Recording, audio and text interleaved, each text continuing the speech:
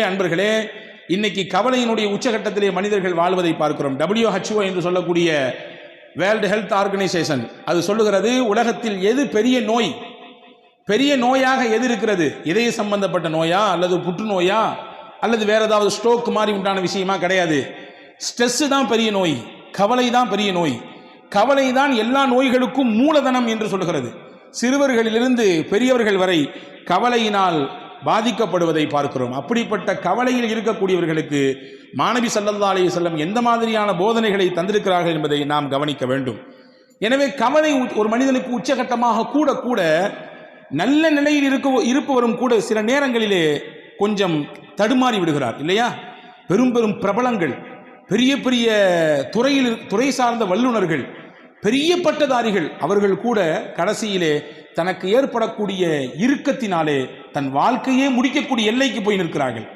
ஆனால் மார்க்கம் அதற்கு ஒருபொழுதும் அனுபவிக்கவே இல்லை. அல்லாஹ் அல் குர்ஆனிலே அழகாக சொன்னான். இந்த வசனங்கள் எல்லாம் நம்முடைய உள்ளத்திலே எழுதி வைக்கப்பட வேண்டிய வசனங்கள். வலனபுலுவன்னகும் பிஷைஇம் மினல் ஹௌஃப் வல்ஜூஇ வனக்ஸிம் மினல் அம்வால் வல்அன்ஃபுஸி வஸ்ஸமராத். உங்களை நாம் சோதிப்போம். எப்படி எல்லாம் சோதிப்போம்? மினல் ஹௌஃப், பயத்தை தருவோம். வல்ஜூ, பசியை கொடுப்போம். வனக்ஸிம் மினல் அம்வால், உங்களுடைய பொருளாதாரத்தில் இழப்பை ஏற்படுத்துவோம். வல் அன்ஃபுஸ், உங்களோடே சுத்தி வந்தவர்கள், உங்கள் உறவுக்காரர்கள், உங்களுடைய நண்பர்கள், உங்களுக்கு அறிமுகமானவர்கள், சொல்லப்போனா உங்களுடைய ரைட் ஹேண்ட்னு சொல்ற அளவுக்கு, உங்களுடைய வலதுகை என்று சொல்லும் அளவிற்கு இருப்பவர்கள் பொசுக்குன்னு இறந்துடுவாங்க, திடீர்னு இறந்து போயிடுவாங்க. இதுவெல்லாம் சோதனையின் ரூபங்கள். சொல்லிட்டு அல்லாஹ் சொல்றான், ஃபபஷ்ஷிரி ஸாபிரீன், யார் இதிலெல்லாம் அல்லாஹ் நம்மோடு இருக்கிறான் என்று பொறுமையோடு இருக்கிறார்களோ அவர்களுக்கு சுபசோபனம் சொல்லுங்கள் நபியே என்று அல்லாஹ் அல் குர்ஆனிலே நபிகள் பெருமானா ஸல்லல்லாஹு அலைஹி வஸல்லம் மூலமாக நமக்கு சொல்லித் தருகிறான். அன்பு சகோதரர்களே, இதுதான் நமக்கான ஒரு உற்சாக பானம். அதில் சையதத்துனா உம்மு சுலைம் ரலியல்லாஹு தஆலா அன்ஹா, சையதுனா அபூ தல்ஹா ரலியல்லாஹு தஆலா அன்ஹு, ரெண்டு சஹாபா, ஒரு சஹாபிய பெண்மணி. அபூ தல்ஹா கணவர், உம்மு சுலைம் மனைவி, பேர் பெற்ற பெண்மணி. இவரும் சாதாரணப்பட்ட சஹாபி அல்ல, வரலாற்று சிறப்புக்க புகழ்பெற்ற சஹாபி இவர். ரெண்டு பேருமே நல்ல ஒரு முன்மாதிரியான தம்பதிகள். இவர்களுக்கு அல்லாஹ் ஒரு குழந்தையை கொடுத்தான். குழந்தை பிறந்து வளர்ந்து கொண்டிருக்கிறது. அபூ தல்ஹா வெளிநாடுகளுக்கு வியாபாரம் செல்லக்கூடியவர். அப்படி ஒரு நாள் வியாபாரத்துக்கு வெளிநாட்டுக்கு போனார். போயிருக்கக்கூடிய அந்த கேப்பில் பிறந்த குழந்தை வளர்ந்துட்டு இருக்கக்கூடிய காலகட்டத்தில் திடீர்னு அந்த பிள்ளைக்கு ஏதோ ஒன்று செஞ்சுது. அந்த குழந்தை இறந்து போச்சு. வியாபாரம்லாம் முடிச்சுட்டு திரும்பி ஊருக்கு வர்றாரு. ஊருக்கு வந்த உடனே தன்னுடைய மனைவி இடத்திலே வர்றாரு. கணவன் நீண்ட நாள் கழித்து வந்திருக்கிறார், வியாபாரம் முடித்து வந்திருக்கிறார். எடுத்த உடனே அவர்கிட்ட சோக செய்தியை சொல்லி அவருடைய அந்த மைண்டை அப்செட் பண்ண வேண்டாம் என்று நினைத்த உம்மு சுலைம் ரலியல்லாஹு தஆலா அன்ஹா கணவனுக்கு சிறப்பான முறையிலே உணவு ஏற்பாடு செய்து விருந்தோம்பல் செய்தார். செய்து முடித்துவிட்டு அன்றைய பொழுது தன்னை முழுவதுமாக சிறப்பாக அலங்கரித்து கொண்டு அன்றைய தினம் தன்னுடைய கணவனோடு இல்லறத்திலே இணைந்தார். இணைந்ததற்கு பிறகு ஒரு அழகான ஒரு கேள்வியை எடுத்து வைக்கிறார் மனைவி உம்மு சுலைம் ரலியல்லாஹு தஆலா அன்ஹா. உங்கள்கிட்ட யாராவது ஒருத்தர் அமானீதத்தை கொண்டு வந்து கொடுத்து கொஞ்ச நாளைக்கு பின்னாடி என் பொருளை தாங்க திருப்பி அப்படின்னு கேட்டா நீங்களே வச்சுக்குவீங்களா? கேட்டவர் கேட்ட ஒன்று எடுத்து கொடுத்துருவீங்களா? என்னம்மா இது கேள்வி? அமானீதம் சொல்லி கொடுத்துட்டா உரியவங்க வந்து கேட்டால் கொடுக்க தானே செய்யணும். கொடுக்க மாட்டான், இது என்னோடது, நீங்கள் உங்களை யாருன்னு எனக்கு தெரியாது என்று சொன்னால் இது மோசடி அல்லவா? இது அநியாயம் இல்லையா? அக்கிரமம் இல்லையா? இதானே சரி? ஆமாம், இதான் சரி. உம்மு சுலைம் ரலியல்லாஹு தஆலா அன்ஹா தன்னுடைய கணவனிடத்திலே சொன்னார்கள், அல்லாஹ் நமக்கு அமானிதமாக பிள்ளையை தந்தான், கொடுத்தவனே எடுத்துக்கொண்டான். நம்முடைய சக்தி எங்கே இருக்கிறது? அல்லாஹ்வின் சக்தியாச்சே. எனவே இன்னைக்கு எந்த குறையும் இல்லை, எல்லாம் பெர்ஃபெக்ட், 100%. கணவனுக்கும் எந்த பிரச்சனையும் இல்லை, மனைவிக்கும் எந்த பிரச்சனையும் இல்லை. குழந்தை ஏன் இல்லை? அல்லாஹ் நாடவில்லை, அவ்வளவுதான். இதுதான் உண்மை. எனவே நாம் புரியக்கூடாது நம் சக்தியின் மூலமாகத்தான் பிள்ளை, நம்முடைய ஆற்றல், நமக்கு இருக்கிறது ஆண்மை. இல்லை இல்லை இல்லை, கிடையவே கிடையாது. ஹஜ்ரத் உம்மு சுலைம் சொன்னாங்க, கொடுத்தவன் அல்லாஹ், அவனே எடுத்துக்கிட்டான் திருப்பி. அபூ தல்ஹா ஆடி போய் விட்டார். மறுநாள் காலில் போய் அழுதுகிட்டே கண் கலங்கிட்டே ரசூலுல்லாஹ்ட்ட போனார். யார் ரசூலல்லாஹ், செய்தியை கேட்டீங்களா? வெளியூருக்கு போயிட்டு வர்றதுக்குள்ள பிள்ளை இறந்து போச்சு. அது மட்டும் இல்லை, இந்த செய்தியை என் அந்த அம்மா எப்போ சொன்னாங்க தெரியுமா? எவ்வளோ தாமதித்து சொன்னாங்க தெரியுங்களா? எனக்கு வருத்தம் தானே இது என்று ஹஜ்ரத் அபூ தல்ஹா ரலியல்லாஹு அன்ஹு ரசூலுல்லாஹிடத்திலே சொன்ன பொழுது ரசூலுல்லாஹ் அழகாக ஒரு துஆ செய்தார்கள். பாருங்கள், நபியினுடைய துஆவுக்குரிய சக்தியை பாருங்கள். அல்லாஹ் நமக்கு எடுத்த விஷயத்திலே நாம் கொஞ்சம் பொறுமையாக இருந்தால் தரக்கூடிய பிரதிபலன் நம்மை ஆச்சரியப்படுத்தும், நம்மை அப்படி மெய்சிலிருக்க வைக்கும். ரசூலுல்லாஹ் அழகா ஒரு துஆ செஞ்சாங்க. பாரக்கல்லாஹு ஃபீ காபிரி லைலத்திகுமா, அல்லாஹ் நீங்கள் நேற்று இரவிலே இணைந்தீர்களே அந்த இணைப்பிலே அல்லாஹ் பரக்கத் செய்வானாக. நீங்கள் இரவு நேற்று நீங்கள் கணவன் மனைவி இணைந்தீர்கள், அந்த இணைப்பில் அல்லாஹ் பரக்கத் செய்வானாக. அல்லாஹ் பரக்கத் செய்தான். அழகான ஒரு குழந்தை பிறந்தது. அந்த குழந்தைக்கு ஹஸரத் ரசூலுல்லாஹ் தான் பேர் வச்சாங்க, அப்துல்லான்னு. வரலாற்று எழுதுகிறார்கள், அந்த அப்துல்லாவுக்கு பிறந்த எல்லா பிள்ளைகளுமே சீதேவியாக வாழ்ந்தாங்க. பெரிய கல்வியாளராக, குர்ஆனிலே மிகப்பெரிய தேர்ச்சி பெற்றவர்களாக, ஞானவான்களாக, மிகப்பெரிய செல்வாக்கு மிக்கவர்களாக அவர்கள் வாழ்ந்தார்கள் என்பதாக வரலாற்று குறிப்புகள் இருக்கிறது. அப்போ அல்லாஹ் ஒரு விஷயத்தை எடுக்கிறான்னா நம்ம கலங்கக்கூடாது, நம்பிக்கை இழந்துடக்கூடாதுங்கிறத ரப்புல் ஆலமீன் அல்லாஹு தாலா எவ்வளவு அழகாக நமக்கு எடுத்து வைக்கிறான். அதாவது சய்யிதத்துனா ஆயிஷா ரலியல்லாஹு தஆலா அன்ஹா வரலாற்றில் நீங்கள் தெரிந்து கொள்ள வேண்டிய முக்கியமான செய்தி இது. திருக்குர்ஆனிலே நூர் என்ற ஒரு அத்தியாயம் இருக்கிறது. நிச்சயமாக நாமும் படிக்க வேண்டும், வீட்டிலே இருக்கக்கூடிய பெண்களுக்கெல்லாம் படிப்பிக்க வேண்டும். அற்புதமான அத்தியாயம். அதில் சய்யிதுனா உமர் ரலியல்லாஹு அன்ஹு சொன்னார்கள், அல்லிமூ நிசாக்கும் சூரத்தன் நூர், உங்கள் வீட்டிலே இருக்கக்கூடிய பெண்களுக்கெல்லாம் சூரா நூரை சொல்லிக் கொடுங்கன்னா. பெண்களுக்கு தேவையான அத்தனை விஷயங்களையும் அல்லாஹ் சொல்லுகிறான். எங்க ஹஜ்ரத் ஓதுறதே பெருசா இருக்குது, எங்கிட்டு போய் அதுலேருந்து படிச்சு கொடுக்குறது, அதுலேருந்து இல்லை கருத்தை எப்படி உள்வாங்கிக் கொள்வது, அவ்வளவு செய்திகள் இருக்குது. சின்ன சூறா தான். ஒவ்வொரு வீட்டிலும் இருக்கக்கூடிய பெண்கள் வாசிக்க வேண்டிய, பெண்கள் உள்வாங்கக்கூடிய, பெண்கள் தங்கள் வாழ்க்கையில் செயல் வடிவம் கொடுக்க வேண்டிய விஷயங்களை அல்லாஹ் அதிலே பதிவு செய்கிறான். அதிலே முக்கியமான ஒரு செய்தி இருக்கிறது. இஃப்க ஆயிஷா என்று சொல்வார்கள். அல்லாஹு தாலா அதில் சய்யிதுனா முஹம்மது ரசூலுல்லாஹி ஸல்லல்லாஹு அலைஹி வஸல்லம் உடைய துணைவியார் விஷயத்திலே ஏற்பட்ட ஒரு அவதூறு, அந்த அவதூறை களைவதற்காக வேண்டி அல்லாஹ் ஒரு 10 வசனத்தை தந்தான். என்ன அவதூறு நான் பலமுறை உங்களுக்கு சொல்லியிருக்கிறேன், ஞாபகம் இருக்கலாம். நான் ஒரு கோடு மட்டும் போட்டு காட்டுகிறேன். போருக்கு போய் திரும்பி வரக்கூடிய நேரத்தில் எல்லாரும் போய்விட்டார்கள். ஹஜ்ரத் ஆயிஷா அம்மாவட்டும் சுய தேவையை முடிச்சுட்டு வர்றதுக்குள்ளார எல்லாரும் காலி. கடைசியில எல்லாத்தையும் பார்க்கறதுக்காக நியமிக்கப்பட்டவர், ஏதாவது தவறவிடப்பட்டதா என்பதை பார்ப்பதற்கு நியமிக்கப்பட்ட சஃப்வான் மட்டும்தான் இருந்தார். ரசூலுல்லாஹி ஸல்லல்லாஹு அலைஹி வஸல்லம் அன்பு தோழர் சஹாபி ரலியல்லாஹு அன்ஹு. இவங்க ஆயிஷா அம்மாவை கண்டு ரசூலுல்லாஹ்வுடைய துணைவியார் என்பதை உறுதி செய்து தான் வந்த ஒட்டகையை அமர்த்தி வைத்து அதில் மேலே ஆயிஷா அம்மாவை உட்கார வச்சு கீழே பிடிச்சிட்டு நடந்து வந்தாங்க. ஒட்டகத்தினுடைய கயிறை பிடித்து கொண்டு நடந்து வந்தார்கள். மதீனாவுக்குள்ள என்ட்ரி ஆகும்போது முனாஃபிக்கின்கள்லாம் லட்டு சாப்பிட்ற மாதிரி இருந்துச்சு. இந்த நிகழ்ச்சி அல்வா சாப்பிட்ற மாதிரி. என்ன, எல்லாரும் போயாச்சு, முகமது ரசூலுல்லாஹ்வுடைய துணைவியார் மேலே உட்கார்ந்துருக்காங்க, கீழே வர்றது ஒரு அந்நிய ஆண் சஃப்வான். இதை அப்படி முடிச்சு போட்டு, பொதுவாகவே தானே இயல்பு தானே, நல்ல விஷயம் ஸ்லோவாக போகும், அதே கெட்ட விஷயம் அப்படி தாறுமாறா பரவும் இல்லையா, தீயா பரவும். இப்படி தீயாக பரவியது மதீனா முழுக்க. நாயகத்தின் துணைவியார் அன்னை ஆயிஷாவையும் ஹஜ்ரத் சய்யிதுனா சஃப்வான் ரலியல்லாஹுவையும் இணைத்து தப்பு தப்பாக பேச்சு. அல்லாஹ் இந்த நிகழ்ச்சி நீண்ட பட்டியல். அல்லாஹ் இதில் யாரெல்லாம் பங்கெடுத்தார்களோ அவர்களுக்கெல்லாம் உலகத்திலும் சோதனையை கொடுத்தான், ஆகிரத்திலும் நிச்சயமாக அதற்கான வேதனை உண்டு என்று குர்ஆனிலே சொன்னான்.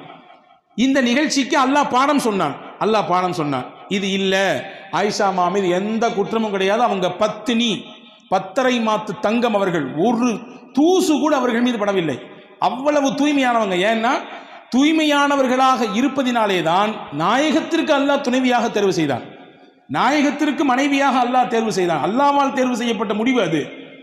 எனவே அவர்கள் 100% தூய்மையானவர்கள் அப்படிங்கிறத அல்லாஹ் குர்ஆனிலே 10 வசனங்களை கொடுத்து சொன்னான்.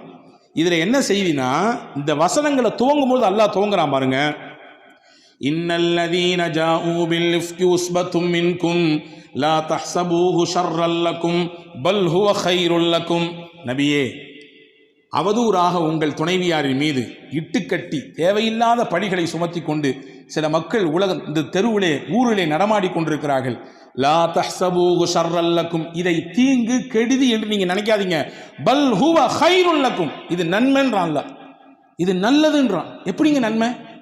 ரசூலுல்லாஹ்வுடைய குடும்பத்தின் மீது இப்படி பழி சுமத்திட்டாங்க, பொறுக்குமா? நமக்கு தாங்குமா? தாங்காது. அல்லாஹ் சொல்றான் நன்மை. எப்படி நன்மை? எப்படி நன்மை தெரியுமா?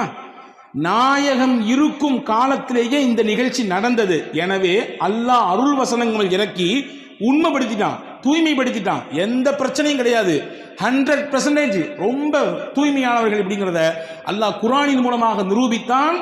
இந்த குர்ஆன் நபியின் காலத்திலே இறங்கியது அந்த வசனம். இன்னைக்கு நம்ம பேசுறோம், நாளைக்கு பேசுவாங்க, 10 வருஷம் கழிச்சு பேசுவாங்க, 100 வருஷம் கழிச்சு பேசுவாங்க. உலக அழிவு நாள் வரை நாயகத்தினுடைய துணைவியார் தூய்மையானவர்கள் தூய்மையானவர்கள் தூய்மையானவர்கள் பேசிக்கொண்டே இருப்பார்கள். வச்சுக்கங்களேன், ஒரு சின்ன கற்பனை, இதே நிகழ்ச்சி நாயகத்தின் வஃபாத்துக்கு பின்னால் நடந்திருந்தால், நாயகத்தினுடைய ஹயாத்துக்கு பின்னால் நடந்திருந்தால், அது இல்லைங்கிறத ப்ரூஃப் பண்ணிடலாம், வேற விஷயம். ஆனா குர்ஆன் வந்திருக்குதாவே, குர்ஆனினுடைய வசனம் யாரோடு முடிந்து போனது? நாயகத்தோடு முடிந்து போனது. ரசூலுல்லாஹ்வுடைய ஹயாத்தோடு அவர்களுடைய முடிவு குர்ஆனும் கத்தம் ஆயிடுச்சு. வஹி வராது. வஹி வரக்கூடிய காலத்திலேயே இந்த ஒரு செய்தி நடந்து, இப்படிலாம் கிடையாது, 100% பியூர், உங்க வீட்டு துணைவியார்கள் எல்லாம் அவ்வளவு தூய்மையானவர்கள் அப்படிங்கிறத அல்லாஹு தாலா அருமையான முறையிலே இங்கே உலக மக்களுக்கு பறைசாற்றினான். எனவே இது நன்மை தான், தீமைன்னு நினைக்காதீங்கன்னு அல்லாஹ் சொன்னான். அன்பர்களே, நாம் பார்க்கக்கூடிய விதத்தில் தான் இருக்கிறது. நமக்கு வரக்கூடிய விஷயங்கள் எப்படியானது என்பதை நாம் பார்க்கிற விஷயத்தில் தான் இருக்கிறது. கொஞ்சம் நமக்கு ஏற்படக்கூடிய சிரமங்களில் கஷ்டங்களில் கொஞ்சம் பொறுமையாக இருந்தால் அல்லாஹ் அதற்கு மிகச்சிறந்த பகரத்தை தருவான். ஒரு நிகழ்ச்சியை சொல்லுகிறேன் பாருங்கள். அபூ தல்ஹா ரதியல்லாஹு தஆலா அன்ஹு என்ற ஒரு சஹாபி, நபி ஸல்லல்லாஹு உம்மு சலமா ரதியல்லாஹு தஆலா அன்ஹா, அபூ சலமா ரதியல்லாஹு தஆலா அன்ஹா, இவங்க ரெண்டு பேரும் கணவன் மனைவி, அதே நேரத்தில் சிறந்த கணவன் மனைவி. சிறந்த கணவன் மனைவி ஏன் சொல்றேன்னா, நாயகத்திரத்தில் என்னெல்லாம் கேட்டாங்களோ அதெல்லாம் வந்து ரசூலுல்லாஹ்ட்ட கேட்ட விஷயத்தை அப்படியே மனைவிட்டு வந்து அப்படி ஒப்பிச்சிருவாங்க, நல்ல விஷயத்தை ஷேர் பண்ணிக்குவாங்க. இன்னைக்கு எதெல்லாமோ பேசுகிறோம், எங்கெங்க உள்ள விஷயத்தெல்லாம் பேசுகிறோம், குடும்ப விஷயத்தை எடுத்து பேசுகிறோம், மற்ற விஷயங்களை, நல்ல விஷயங்களை நாம் நம்முடைய துணைவியார்களோடு பகிர்ந்து கொள்கிறோமா, அதற்கு குடும்பத்தில் நேரம் வைத்திருக்கிறோமா என்றால் பல நபர்களுக்கு கேள்வியிலே இல்லை என்று தான் வருகிறது, இல்லையா? ஹஸரத் அபூ சலமா நபியிடத்தில் கேட்ட விஷயத்தெல்லாம் வந்து ஷேர் பண்ணுவாங்க. அப்படி ஒரு நாள் ஒரு விஷயம் சொன்னாங்க. ரசூலுல்லாஹ் இன்னைக்கு ஒரு செய்தி சொன்னாங்க. என்ன தெரியுமா சொன்னாங்க? யாருக்கு அல்லாஹ் ஒரு சோதனையை தந்து அந்த சோதனையிலே அவர் பொறுமையாக இருந்து, இன்னா லில்லாஹி வ இன்னா இலைஹி ராஜிஊன், சோதனைனா இழப்பா இருக்கலாம், கஷ்டமா இருக்கலாம், நெருக்கடியா இருக்கலாம், எதா இருந்தாலும் இருக்கலாம், இன்னா லில்லாஹ் சொல்லிட்டு ஒரு துவா சொன்னார். என்ன துவா? அல்லாஹும்ம அஜிர்னி ஃபீ முஸீபதி வக்லிஃப்னி கைரம் மின்ஹா, யா அல்லாஹ், எனக்கு இந்த இழப்பு ஏற்பட்டிருக்கு, இந்த கஷ்டம் ஏற்பட்டிருக்கு, இதுக்கு நீ தான் கூலி தரணும், நான் இழந்ததை விட சிறந்த பகரத்தை நீ எனக்கு தரணும் என்று ஒருவர் துவா செய்தால் அல்லாஹ் அவருக்கு ஏற்பட்ட இழப்புக்கும் கூலி கொடுப்பான், அவர் இழந்ததை விட மிகச்சிறந்ததையும் கொடுப்பான் அப்படின்னு ரசூலுல்லாஹ் சொன்னாங்கம்மா. அப்படின்னு சொல்லி ஹஸரத் அபூ சலமா உம்மு சலமா ரலியல்லாஹு இடத்திலே சொல்லி கொடுத்தாங்க. இது ஒரு செய்தி. கொஞ்ச நாள் கழிஞ்சது, உஹது யுத்தத்துக்கு போனாங்க அபூ சலமா, அவருக்கு ஒரு சின்ன காயம் பட்டுச்சு, திரும்பி வந்தாங்க, அந்த காயமே பெருசாகி கடைசியில் அதுவே மூத்துல போய் விட்டுடுச்சு, இறந்துட்டாங்க. அப்படி ஒரு அந்யுன்யம், அவர்களின் வரலாற்றை நீங்கள் வாசித்தால் கண்ணீர் தொட்டு தான் பக்கங்களை திருப்ப வேண்டும். ஒரு குடும்பமே சேர்ந்து இந்த மார்க்கத்திற்காக தியாகம் செய்த ஒப்பற்ற குடும்பத்திற்கு சொந்தக்காரர்கள், கணவன் மனைவி சின்ன பிள்ளை, அவ்வளவு சிறப்பான ஒரு வரலாற்றுக்கு சொந்தக்கார பெண்மணி. கணவன் இறந்துட்டாங்க, தன்னந்தனியா மதீனா நிற்கிறாங்க, குடும்பம் கிடையாது, உறவு கிடையாது, யாரும் இல்லை. இப்போ அந்த அம்மாவுக்கு வரக்கூடிய சிந்தனை, தான் கணவன் சொல்லி கொடுத்த அந்த ஹதீஸ் ஞாபகத்துக்கு வந்துச்சு. ஞாபகத்துக்கு வந்தவொடனே அந்த அம்மா அந்த ஹதீஸை அதை ஞாபகப்படுத்தி மறுபடியும் இன்னா லில்லாஹ் சொல்லிட்டு, அல்லாஹும்ம அஜிர்னி ஃபீ முஸீபதி வக்லிஃப்னி கைரம் மின்ஹா இந்த துவா ஓதிட்டு சொன்னாங்க, ஐயு ரஜுலி கைரும் மின் அபீ சலமா, அபூ சலமா எனக்கு அப்படி ஒரு கணவர், அவரை மாதிரி உண்டா? அவர் இப்போ நான் இழந்துட்டேன், அவருக்கு நிகராக அல்லது அவரை விட சிறந்தவராக எப்படி யார் எனக்கு கணவராக வர முடியும் என்ற ஒரு ஆற்றாமையில் அந்த அம்மா வெளிப்படுத்தினாங்க. அந்த வார்த்தையை வரலாற்றில் எழுதுறாங்க. அந்த அம்மா சொல்லிட்டு சொன்னாங்களாம், என்றாலும் ரசூலுல்லாஹ் சொல்லியிருக்காங்க, அதில் 100 இல்லை 1000 லட்சம் அர்த்தம் இருக்கும், நான் அல்லாஹ்வுக்காண்டி பொறுமையாகிறேன். அப்படியே வரலாற்றின் பக்கங்களுக்குள்ளே போனால் கொஞ்ச நாளைக்கு பின்னாடி ஹஸரத் அபூபக்கர் ரலியல்லாஹு பொண்ணு கேட்டாங்க, அபூ சலமா உம்மு சலமாவை மாட்டேன்ட்டாங்க. உமர் ரலியல்லாஹு பொண்ணு கேட்டாங்க, மாட்டேன்ட்டாங்க. கொஞ்ச நாள் கழிச்சு ரசூலுல்லாஹ்வே வந்து பொண்ணு கேட்டாங்க, உங்களை நான் நிக்கா செய்ய ஆசைப்படுறேன், நிக்கா செஞ்சுக்கிட்டாங்க. அன்பு சகோதரர்களே, அந்த அம்மா சொன்ன அந்த வார்த்தைக்கு அல்லாஹ் நிச்சயமாக நம்மை கைவிட மாட்டான், சிறந்த பகரத்தை தருவான். இழப்பு தான், ஈடு செய்ய முடியாத இழப்பு தான், கஷ்டம்தான், பொறுத்து கொள்ள முடியாத கஷ்டம்தான், என்றாலும் ரசூலின் வார்த்தைக்கு நான் முக்கியத்துவம் கொடுக்கிறேன், நிச்சயமாக நான் பொறுமையாக இருக்கிறேன் என்று சொன்னதற்கு அல்லாஹ் கொடுத்த கூலி நபியவே கணவனாக அல்லாஹ் மாற்றி கொடுத்தான். இப்போ நபியை விட உலகத்திலே சிறந்தவர் உண்டா? அபூ சலமாவை விட மிஞ்சியவராச்சே பெருமானா ஸல்லல்லாஹு அலைஹி வஸல்லம். எனவே வாழ்க்கையில் தன்னம்பிக்கை ஒருபொழுதும் இழந்துவிடக்கூடாது. சிரமங்கள் கஷ்டங்கள் வருகிற சமயத்தில் எப்படி ஒரு மனிதன் அதை கையாள வேண்டும், எப்படி தன்னுடைய வாழ்க்கைக்கு அதை அடுத்த கட்டத்துக்கு நகர்த்தி செல்ல வேண்டும், மொத்தமாக மனதால் துவண்டு எதையெல்லாமோ கற்பனை பண்ணிட்டு இப்படிலாம் நடந்துருமா இப்படிலாம் நடந்துருமா என்று யோசித்து கடைசியில் இருக்கிற வாழ்க்கையை நாம் சூனியமாக்கி கொள்ளக்கூடாது என்பதை மார்க்கம் அழகாக சொல்லித் தருகிறது. ஒரு 10 வயது சிறுவன் நடந்த உண்மை சம்பவம். அந்த சிறுவனுக்கு உடலிலே ஒரு பாதிப்பு.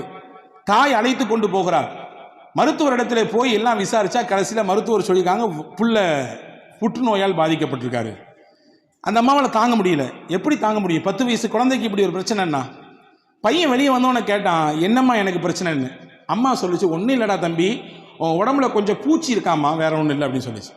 அந்த பையனுக்கு ஒரு இயற்கை பழக்கம் இருந்துச்சான், வீடியோ கேம் விளையாடுவான், எதையாவது ஷூட் பண்ணிக்கிட்டே இருப்பான். 6 மாதம் எந்த பிரச்சனையும் இல்லை. 6 மாதம் கழித்து மறுபடியும் ஹாஸ்பிட்டலுக்கு வர்றான். வந்த உடனே டாக்டருக்கு ஆச்சரியம், என்ன மிராக்கலாக இருக்குது, ஆச்சரியமாக இருக்குது, எந்த பிரச்சனையுமே இல்லை, எல்லாம் பியூராக இருக்கிறான் பையன், ஒரு புற்று கூடிய அந்த அடையாளமே தெரியலையே அப்படின்னு. அப்போ வெளியே வந்தோன்னு அம்மா கேட்டுச்சான், என்னடா தம்பி செஞ்ச நீ அப்படின்னு. நீ தான் சொன்னாலம்மா என் உடம்புல வந்து பூச்சி இருக்குன்னு.